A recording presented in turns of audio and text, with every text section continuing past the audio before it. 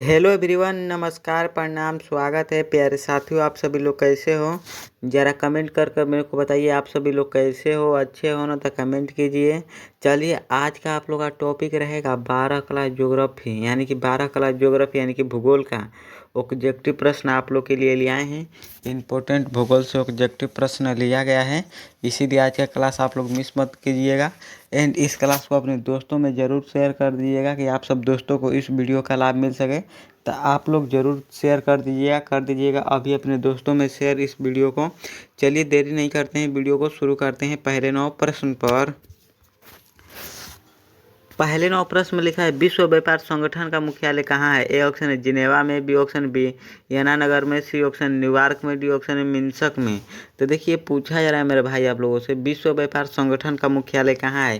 तो विश्व व्यापार संगठन का मुख्यालय जो है जिनेवा में है। तो इसका करेक्ट आंसर आप लोग को लगा देना है ए, जिनेवा में है विश्व व्यापार संगठन का मुख्यालय। तो इसका करेक्ट आंसर ए हम लोग का करेक्ट आंसर हो जाएगा। चलिए चलते हैं अगले 9 प्रश्न पर। अगले 9 प्रश्न में लिखा है पनामा नहर के निर्माण के लिए कौन सी पहाड़ी काटी गई है? ए ऑप्शन है सुलवेश पहाड़ी, बी ऑप्शन है कुलवेश पहाड़ी, सी ऑप्शन है करमचट पहाड़ी, डी ऑप्शन है इनमें से कोई नहीं। तो देखिए, पूछा जा रहा है मेरा भाई आप लोगों से पनामा नहर के निर्माण के लिए कौन सी पहाड़ी काटी गई है। तो देखिए, पनामा नहर के निर्माण के लिए कुलवेश पहाड़ी को काटी गई थी। तो इसका करेक्ट आंसर आप लोग को लगा देना है बी, कुलवेश पहाड़ी को काटी गई थी पनामा नहर के निर्माण के लिए। तो इसका करेक्ट आंसर भी हम लोग का करेक्ट आंसर हो जाएगा। आप लोग इसका करेक्ट आंसर गलत नहीं लगाना है, कुलवेश पहाड़ी को काटी गई थी। पूछा जाता है मेरा भाई पनामा नहर बनने में कुल कितने खर्च लगा था। तो पनामा नहर बनने में 7.5 करोड़ का खर्च हुआ था। तो इसको भी आप लोग साथ में याद रखिएगा, 7.5 करोड़ का खर्च हुआ था पनामा नहर को बनने में। चलिए चलते हैं अगले 9 प्रश्न पर। अगले 9 प्रश्न में लिखा है परिवहन के कुल कितने विधाएं हैं? ए ऑप्शन है 7, बी ऑप्शन है 5, सी ऑप्शन 4, डी ऑप्शन है 3। तो देखिए, पूछा जा रहा है स्टूडेंट आप लोगों से परिवहन के कुल कितने विधाएं हैं, यानी कि परिवहन कुल कितने प्रकार के हैं। तो देखिए, परिवहन के कुल विधाएं जो है 4 प्रकार के हैं परिवहन के विधाएं। तो इसका करेक्ट आंसर आप लोगों को सी लगा देना है, 4 प्रकार के परिवहन के विधाएं हैं। अब देखिए, स्थल परिवहन, जल परिवहन, पाइपलाइन परिवहन, वायु परिवहन। देखिए, भारी सामान ढोने के लिए यानी कि भारी सामान ढोने के लिए जल परिवहन का उपयोग किया जाता है, भारी सामान ढोने के लिए। तो इसको भी आप लोग साथ में याद रखिएगा। वायु परिवहन यानी कि वायु परिवहन सबसे महंगा परिवहन है। वायु परिवहन यानी कि जहाज, एरोप्लेन का हो गया, जिससे ये सब महंगा परिवहन है। चलिए चलते हैं अगले 9 प्रश्न पर। अगले 9 प्रश्न में लिखा है अंकलेश्वर क्षेत्र किस राज्य में स्थित है? ए ऑप्शन है बिहार में, बी ऑप्शन है पंजाब में, सी ऑप्शन है गुजरात में, डी ऑप्शन है मेघालय में। तो देखिए, इसका जवाब आप लोगों को गलत नहीं लगाना है, आप लोग का चैट सेक्शन में दीजिए इसका जवाब। अंकलेश्वर क्षेत्र किस राज्य में है? तो देखिए, अंकलेश्वर क्षेत्र जो है गुजरात राज्य में स्थित है। तो इसका करेक्ट आंसर सी हम लोग का करेक्ट आंसर हो जाएगा, गुजरात राज्य में स्थित है अंकलेश्वर क्षेत्र। तो इसका करेक्ट आंसर सी आप लोग का करेक्ट आंसर हो जाएगा। चलिए चलते हैं अगले 9 प्रश्न पर।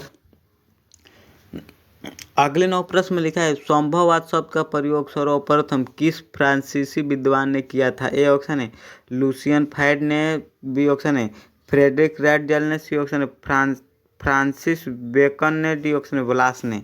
तो देखिए, पूछा जा रहा है गुरु आप लोगों से संभववाद शब्द का प्रयोग सर्वप्रथम किस फ्रांसीसी विद्वान ने किए थे। तो संभववाद का शब्द लुसियन फैड ने किए थे। तो इसका करेक्ट आंसर आप लोगों को लगा देना है गुरु ए, लुसियन फैड ने संभववाद शब्द का प्रयोग सर्वप्रथम किए थे, लुसियन फैड ने। तो इसका करेक्ट आंसर आप लोगों को गलत नहीं लगा देना है, इसका करेक्ट आंसर ए आप लोगों को करेक्ट आंसर लगाना है। चलिए चलते हैं अगले 9 प्रश्न पर।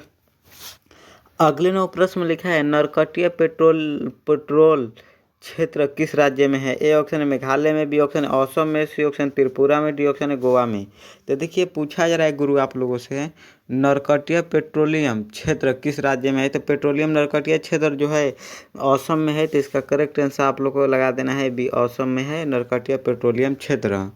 तो इसका करेक्ट आंसर बी आप लोगों को करेक्ट आंसर लगा देना है, करेक्ट आंसर बी।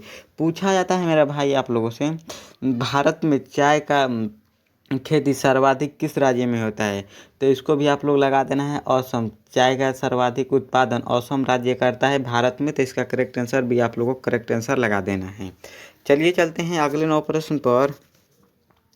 अगले नौ प्रश्न में लिखा है वर्ष 2011 के जनगणना के अनुसार भारत का प्रति वर्ग किलो जनसंख्या घनत्व था। ए ऑप्शन 282 प्रति वर्ग किलोमीटर, बी ऑप्शन 482 प्रति वर्ग किलोमीटर, सी ऑप्शन 382 प्रति वर्ग किलोमीटर, डी ऑप्शन 350 प्रति वर्ग किलोमीटर। तो देखिए पूछा जा रहा है गुरु आप लोगों से वर्ष 2011 के जनगणना के अनुसार भारत का प्रति वर्ग किलो जनसंख्या घनत्व था। तो देखिए भारत का प्रति वर्ग किलो जनसंख्या घनत्व 2011 के अनुसार 382 प्रति वर्ग किलो व्यक्ति जनसंख्या घनत्व था। तो इसका करेक्ट आंसर सी लगा देना है आप लोगों को, 382 प्रति व्यक्ति किलोमीटर था जनसंख्या घनत्व। तो इसका करेक्ट आंसर सी आप लोगों को करेक्ट आंसर लगा देना है। अगर बिहार का बात किया जाए तो बिहार का जनसंख्या घनत्व 1106 व्यक्ति प्रति वर्ग किलोमीटर था। तो इसको भी आप लोग साथ में याद रखिएगा। चलिए चलते हैं अगले नौ प्रश्न पर। अगले नौ प्रश्न में लिखा है निम्नलिखित में कौन खनिज भूरा हीरा के नाम से जाना जाता है। ए ऑप्शन है लिग्नाइट, बी ऑप्शन है मैग्नीज, सी ऑप्शन है अब्रक, डी ऑप्शन है लौह। तो देखिए पूछा जाए सर आप लोगों से निम्नलिखित में कौन खनिज भूरा हीरा के नाम से जाना जाता है। तो देखिए भूरा हीरा के नाम से लिग्नाइट को जाना जाता है। तो इसका करेक्ट आंसर आप लोग को लगा देना है, ये लिग्नाइट को भूरा हीरा के नाम से जाना जाता है। तो इसका करेक्ट आंसर ये आप लोग को करेक्ट आंसर लगा देना है। चलिए चलते हैं अगले नौ प्रश्न पर। अगले नौ प्रश्न में लिखा है डॉक्टर महबूब उल हक निवासी थे। ए ऑप्शन है भारत के, बी ऑप्शन है नेपाल के, सी ऑप्शन है भूटान के, डी ऑप्शन है पाकिस्तान के। तो देखिए पूछा जा रहा है गुरु आप लोगों से डॉक्टर महबूब उल हक थे किस देश के निवासी थे। तो देखिए डॉक्टर महबूब उल हक जो थे पाकिस्तान के निवासी थे। तो इसका करेक्ट आंसर आप लोग को लगा देना है डी, पाकिस्तान के निवासी से डॉक्टर महबूब उल हक जी ने। तो इसका करेक्ट आंसर डी आप लोगों को करेक्ट आंसर लगा देना है। देखिए पूछा जाता है मेरा भाई आप लोगों से कि अमर्त्य सिंह जो है, अमर्त्य सिंह अपने देश यानी कि भारत के थे अमर्त्य सिंह, और डॉक्टर महबूब उल हक पाकिस्तान के थे। तो इसको भी आप लोग साथ में याद रखिएगा। अमर्त्य सिंह जो थे अपने देश भारत के, और डॉक्टर महबूब उल हक जो थे पाकिस्तान के थे। चलिए चलते हैं अगले नौ प्रश्न पर। अगले नौ प्रश्न में लिखा है टोकरी बनाना किस आर्थिक क्रियाकलाप है। ए ऑप्शन है प्राथमिक क्रियाकलाप, बी ऑप्शन द्वितीय क्रियाकलाप, सी ऑप्शन तृतीय क्रियाकलाप, डी ऑप्शन है चतुर्थ क्रियाकलाप। तो देखिए टोकरी बनाना किस क्रियाकलाप से संबंधित है। तो टोकरी बनाना जो है द्वितीय क्रियाकलाप से संबंधित है। तो इसका करेक्ट आंसर आप लोगों को लगा देना है भी द्वितीय क्रियाकलाप से संबंधित है टोकरी बनाना। तो इसका करेक्ट आंसर भी आप लोग को लगा देना है द्वितीय क्रियाकलाप से संबंधित है टोकरी बनाना। देखिए प्राथमिक क्रियाकलाप में कृषि हो गया, मछली पकड़ना, पशुपालन, ये सब प्राथमिक क्रियाकलाप में आता है। तृतीय क्रियाकलाप परिवहन और संचार तृतीय क्रियाकलाप में आता है। तो इसको भी आप लोग साथ में याद रखिएगा। ये चलते हैं अगले नौ प्रश्न पर। अगले नौ प्रश्न में लिखा है रुको और जाओ नव निश्चयवाद का संकल्पना किसने दिया है। ए ऑप्शन है ग्रिफिथ टेलर ने, बी ऑप्शन है रैट जेल ने, सी ऑप्शन लुसियन फैड ने, डी ऑप्शन है होम्बल ने। तो देखिए पूछा जा रहा है मेरा भाई आप लोगों से रुको और जाओ नव निश्चयवाद का संकल्पना किसने दिया था। तो देखिए रुको और जाओ नव निश्चयवाद का संकल्पना आप लोग इसका जवाब कमेंट में बताना है। आप लोग चैट सेक्शन में जवाब दीजिए रुको और जाओ नव निश्चयवाद का संकल्पना किसने दिया है। तो देखिए नव निश्चयवाद ग्रिफिथ टेलर जी ने दिए हैं। तो इसका करेक्ट आंसर आप लोग को ए लगा देना है, ग्रिफिथ टेलर जी ने रुको और जाओ नव निश्चयवाद का संकल्पना दिए हैं। तो इसका करेक्ट आंसर ए आप लोग को करेक्ट आंसर हो जाएगा। तो इसका करेक्ट आंसर इसको भूलना नहीं है, इसको जरूर याद कर लेना है। चलिए चलते हैं अगले नौ प्रश्न पर। अगले नौ प्रश्न में लिखा है क्षेत्रफल के दृष्टि से भारत का बड़ा राज्य कौन सा है। ए ऑप्शन है उत्तर प्रदेश, बी ऑप्शन है राजस्थान, सी ऑप्शन है महाराष्ट्र, डी ऑप्शन है कर्नाटक। तो देखिए पूछा जा रहा है गुरु आप लोगों से क्षेत्रफल के दृष्टि से भारत का बड़ा राज्य कौन सा है। तो देखिए अगर जनसंख्या की दृष्टि से पूछा जाए तो जनसंख्या की दृष्टि से अगर पूछा जाए तो उत्तर प्रदेश हो जाएगा जनसंख्या की दृष्टि से। देखिए क्षेत्रफल की दृष्टि से पूछा है तो क्षेत्रफल की दृष्टि से बड़ा राज्य जो है राजस्थान है। तो इसका करेक्ट आंसर आप लोग को लगा देना है बी, राजस्थान है क्षेत्रफल के दृष्टि से बड़ा राज्य। तो इसका करेक्ट आंसर बी आप लोग को करेक्ट आंसर लगा देना है। तो इसका correct answer B correct answer हो जाएगा। चलिए चलते हैं अगले नौ प्रश्न पर। अगले नौ प्रश्न में लिखा है भारत में श्वेत क्रांति का संबंध किससे है? ए ऑप्शन नमक से, बी ऑप्शन चावल से, सी ऑप्शन गेहूं से, डी ऑप्शन है दूध से। तो देखिए पूछा जा रहा है सर आप लोगों से, भारत में श्वेत क्रांति का संबंध किससे है? तो श्वेत क्रांति का संबंध जो है भारत में दूध उत्पादन से है। तो इसका करेक्ट आंसर आप लोग को लगा देना है डी, दूध से है श्वेत क्रांति का संबंध। तो इसका correct answer D, correct answer आप लोग का करेक्ट आंसर हो जाएगा। तो इसको मिस मत कीजिएगा, जरूर इसको याद कर लीजिएगा। देखिए ये है मेरा व्हाट्सअप ग्रुप। जिन भी स्टूडेंट इस व्हाट्सअप ग्रुप में नहीं जुड़े हैं तो आप लोग ज़रूर जुड़ जाइएगा। व्हाट्सअप ग्रुप में जुड़ जाने से आप लोग को बहुत सारा फ़ायदा है। वीडियो का लिंक टाइम टू टाइम मिलेगा। क्लास चालू होने से पहले 5 मिनट पहले व्हाट्सअप ग्रुप में लिंक भेजा जाएगा, तो ज़रूर इस पर मैसेज कीजिए, या तो मेरा अबाउट सेक्शन में व्हाट्सअप ग्रुप का लिंक है, वहाँ से खुद जाकर आप लोग जुड़ जाइएगा, या तो मैसेज कीजिए कि सर हमको ग्रुप में जोड़ दीजिए, तो मैं आप लोग को ग्रुप में जोड़ देंगे। चलिए चलते हैं अगले 9 प्रश्न पर। अगले 9 प्रश्न में लिखा है निम्नलिखित में कौन इथोपिया की राजधानी है? ए ऑप्शन है नैरोबी, बी ऑप्शन है अदीस अबाबा, सी ऑप्शन है लुस्का, डी ऑप्शन है इनमें से कोई नहीं। तो देखिए पूछा जा रहा है गुरु आप लोगों से, निम्नलिखित में कौन इथोपिया की राजधानी है? तो इथोपिया की राजधानी जो है अदीस अबाबा है। तो इसका करेक्ट आंसर आप लोग को बी लगा देना है। इथोपिया की राजधानी अदीस अबाबा है। तो इसका करेक्ट आंसर बी हम लोग का करेक्ट आंसर हो जाएगा। अदीस अबाबा जो है इथोपिया की राजधानी है। चलिए चलते हैं अगले 9 प्रश्न पर।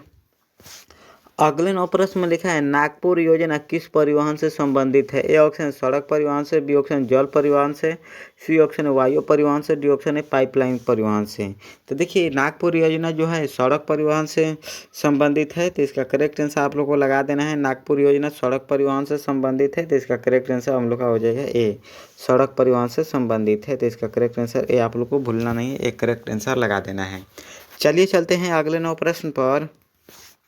अगले 9 प्रश्न में लिखा है निम्न में कौन सा देश विकासशील है? A option Japan, B option है फ्रांस, सी ऑप्शन है रूस, डी ऑप्शन है नाइजीरिया। तो देखिए नाइजीरिया ऐसा देश है जो विकासशील देश है नाइजीरिया। तो इसको भूलना नहीं है, इसका करेक्ट आंसर डी लगा देना है। नाइजीरिया देश जो है विकासशील देश है। तो इसका correct answer D correct answer हो जाएगा आप लोग के लिए। तो ज़रूर इसको याद कर लीजिएगा। चलिए चलते हैं अगले 9 प्रश्न पर। अगले 9 प्रश्न में लिखा है भारत में कॉफ़ी उत्पादन सबसे अधिक किस राज्य में होता है? ए ऑप्शन है असम में, बी ऑप्शन है गुजरात में, सी ऑप्शन है कर्नाटक में, डी ऑप्शन है पंजाब में। तो देखिए पूछा जा रहा है गुरु आप लोगों से, भारत में कॉफ़ी उत्पादन सबसे अधिक किस राज्य में होता है? तो देखिए कॉफ़ी का उत्पादन सबसे अधिक राज्य जो करता है कर्नाटक राज्य करता है। तो इसका करेक्ट आंसर सी लगा देना है आप लोगों को। कर्नाटक राज्य में कॉफ़ी का उत्पादन सबसे अधिक होता है। यदि चाय का बात किया जाए तो चाय का उत्पादन असम राज्य सबसे अधिक करता है। तो इसको भी साथ में आप लोग याद रखिएगा। चलिए चलते हैं अगले 9 प्रश्न पर। अगले 9 प्रश्न में लिखा है निम्नलिखित में कौन प्रशासनिक नगर है? ए ऑप्शन है गोरखपुर, बी ऑप्शन है दिल्ली, सी ऑप्शन है अहमदाबाद, डी ऑप्शन है पंजाब। तो देखिए प्रशासनिक नगर का बात किया जा रहा है कि निम्नलिखित में कौन प्रशासनिक नगर है? तो देखिए दिल्ली जो है दिल्ली जो है प्रशासनिक नगर है। तो इसका करेक्ट आंसर आप लोग को बी लगा देना है। दिल्ली जो है प्रशासनिक नगर है। तो इसका करेक्ट आंसर बी हम लोग का करेक्ट आंसर हो जाएगा। चलिए चलते हैं अगले 9 प्रश्न पर। अगले 9 प्रश्न में लिखा है बिग इंच पाइपलाइन द्वारा प्रवाहित किया जाता है। ए ऑप्शन है पेट्रोलियम का, बी ऑप्शन है दूध का, सी ऑप्शन जल का, डी ऑप्शन नाइट्रोजन का। तो देखिए पूछा जा रहा है गुरु आप लोगों से बिग इंच पाइपलाइन द्वारा प्रवाहित किया जाता है। तो बिग इंच पाइपलाइन द्वारा प्रवाहित जो किया जाता है पेट्रोलियम का किया जाता है। तो इसका करेक्ट आंसर हम लोग का हो जाएगा ए, पेट्रोलियम का बिग इंच पाइपलाइन द्वारा प्रवाहित किया जाता है। तो इसका करेक्ट आंसर ए हम लोग का करेक्ट आंसर हो जाएगा। चलिए चलते हैं अगले 9 प्रश्न पर। अगले 9 प्रश्न में लिखा है सहकारी कृषि अधिक सफल रही है। ए ऑप्शन डेनमार्क में, बी ऑप्शन है नीदरलैंड में, सी ऑप्शन है भारत में, डी ऑप्शन है पाकिस्तान में। तो देखिए सहकारी कृषि जो है अधिक सफल रही है डेनमार्क में रही है। तो इसका करेक्ट आंसर हम लोग का हो जाएगा ए, डेनमार्क में सहकारी कृषि अधिक सफल रही है। तो इसका करेक्ट आंसर ए आप लोगों को करेक्ट आंसर लगा देना है। चलिए आप लोगों से 20 ज्योग्राफी यानी कि भूगोल का ऑब्जेक्टिव प्रश्न पूछा गया है। 20 में ले आप लोग का कितना सही हुआ है कमेंट करके मेरे को बताइएगा। 20 में ले आप लोग का कितना सही हुआ है। चलिए जिन भी स्टूडेंट वीडियो को लाइक नहीं किए तो ज़रूर कर दीजिएगा, एंड इस वीडियो को अपने दोस्तों में ज़रूर शेयर कर दीजिएगा। इस चैनल को ज़रूर सब्सक्राइब कर दीजिएगा कि जब भी क्लास हो तभी आपके पास नोटिफिकेशन इस वीडियो का पहुँचे। तो ज़रूर सब्सक्राइब कर दीजिएगा। चलिए आज का क्लास इतना ही पर समाप्त करते हैं। अगले क्लास में मिलने के लिए तब तक के लिए आप लोगों से बहुत बहुत धन्यवाद। जय हिंद।